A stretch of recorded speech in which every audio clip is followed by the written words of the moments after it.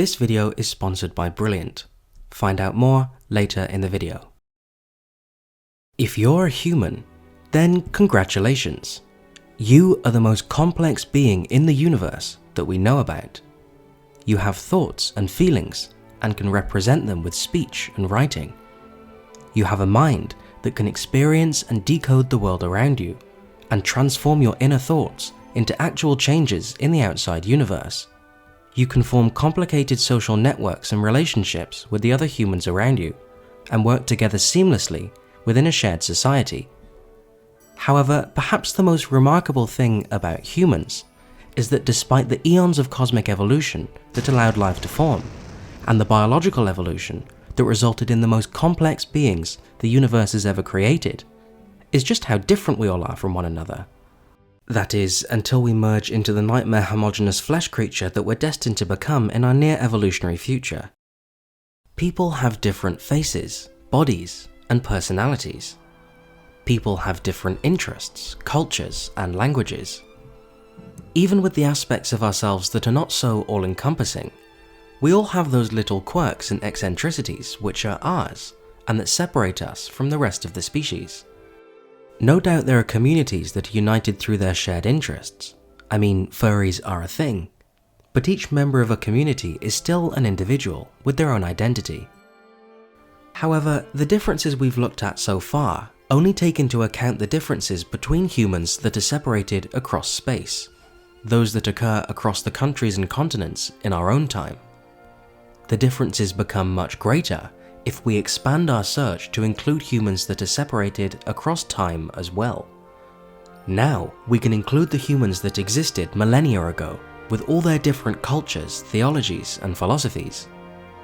We can imagine their daydreams about how the universe worked, far, far different from ours, and perhaps even their ways of communication that had been totally lost to the sands of time. But this raises a question. If we took two humans from random moments in space and time, each of them would be radically different from the other.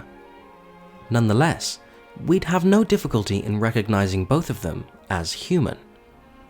Despite the massive differences between them, we'd have no problem in seeing them as the same kind of thing as us.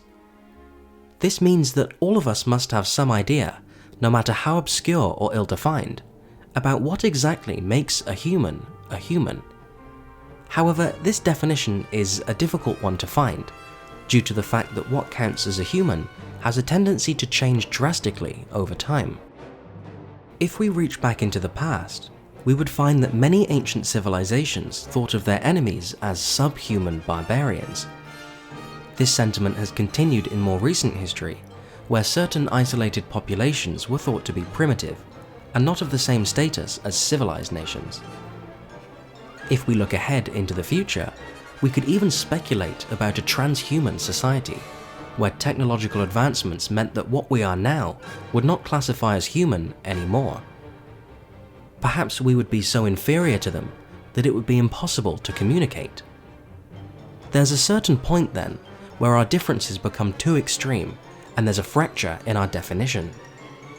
But if we want to define what a human essentially is, we need a definition that can survive these tectonic cultural shifts.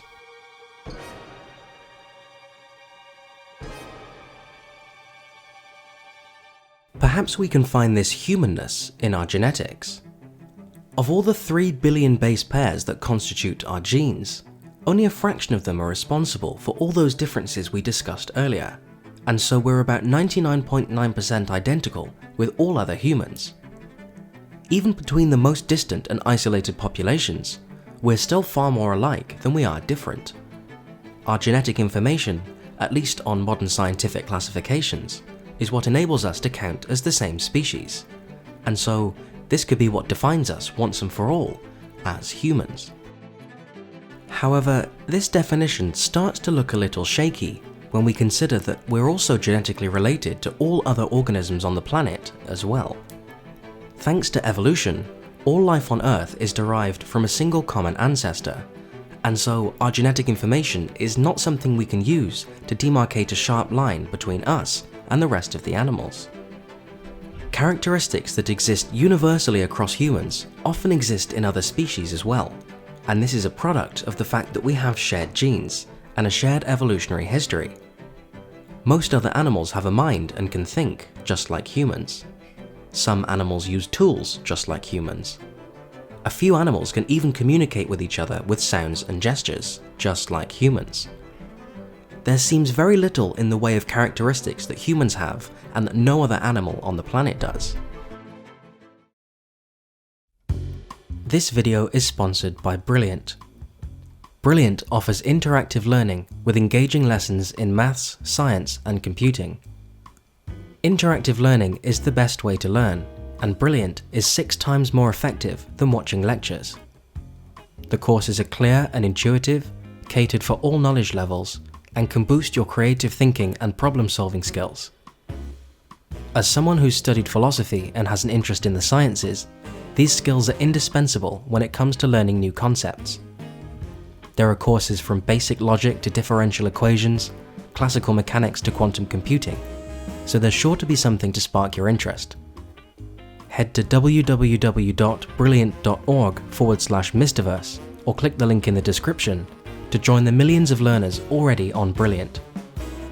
The first 200 to sign up will also receive 20% off an annual membership. That's www.brilliant.org/mystiverse. Thank you for listening, and now back to the video. Alright, but what about our bodies? Even though our individual bodies are different from one another, and we share some similarities with our ape cousins, it can still be said that we all share the same basic human template. However, this won't work either, when we consider that most of what we think of as our bodies are not made from human cells at all. Although estimates have varied widely over time, the current estimate for the number of human cells we have is actually less than the number of bacterial cells that exist inside us, with a ratio around 1 to 1.3. This means that a human body is actually less than half human. Of course, our biomass is vastly more human than bacterial, but can we really use the mass of our biological flesh as the definition for a human? With our genetics and our cells ruled out, perhaps the best chance we have to define a human as a distinct thing from all other animals is our natural history as a species. We are members of the species Homo sapiens, and we've evolved to the point where we can't reproduce with any other animals. Our natural history separates us out as human, our own species. However, this is a little shaky as well. From the perspective of evolution, there's no one moment where a species can be said to come into existence or die out. There was no Adam and Eve to give birth to the first humans. Rather, something that was a little humanish gave birth to something a little more humanish. And this occurred for millions of years until we find ourselves at the present moment. Evolution knows no boundaries between species. Over a long enough timescale, the lines which seem obvious to us between different species are blurred, a continual flux without clear dividing lines. This has been something well known and practiced in Alabama, but it turns out that we're all the same. So neither our genetics, nor our bodies, nor our natural history can define a human. It's becoming more obvious that the kind of definition we're after for a human will be difficult or even impossible to find. All the definitions we could offer, whether scientific or religious or historical, will miss out on some aspect of what makes something human. So it seems as though there's no single definition that includes all humans and only humans. Answers such as this, where we realize that there's no foundation upon which to build our identity, often fill us with dread. But perhaps this anxiety can be its own foundation upon which to build. All the definitions we could offer are well and good, but each of them will still lack the significance that comes with defining a thing as human. Defining a human is not the same as defining a word or a scientific phenomenon, because to call a thing human is to imbue it with meaning. Defining a human is not to describe what a human is, but rather to prescribe what a human should be, what we ought to be. The purpose of the definition is to hold the mirror to ourselves and to show us the work that needs to be done to realize what we are.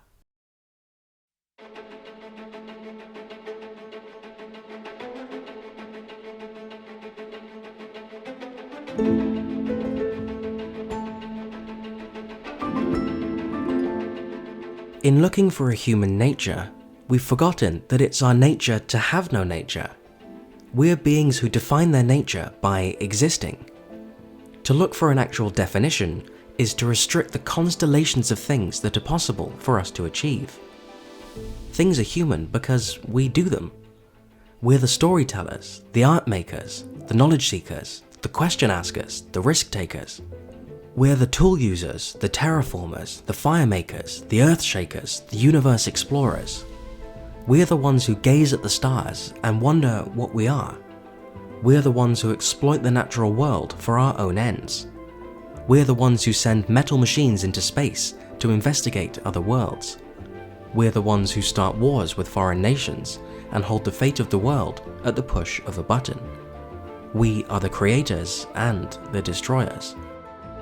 Each of us has different definitions of what it means to be human, and that's alright. In choosing a definition, we tell ourselves a particular story, and this makes human nature a kind of myth. No one definition can capture what it means to be human, because there's no one thing a human fundamentally is. In taking our nature as a myth, we become miniature universes unto ourselves, and allow space for all the different things a human can be. Every story we tell ourselves is its own world with its own existence. The mysterious essence we were searching for that unites us through our differences thus turns out to be the differences themselves. It's because we're all so different that we can call ourselves human. And that's a pretty wonderful thing. Thank you very much for watching, peace and love, and I'll see you in the next video.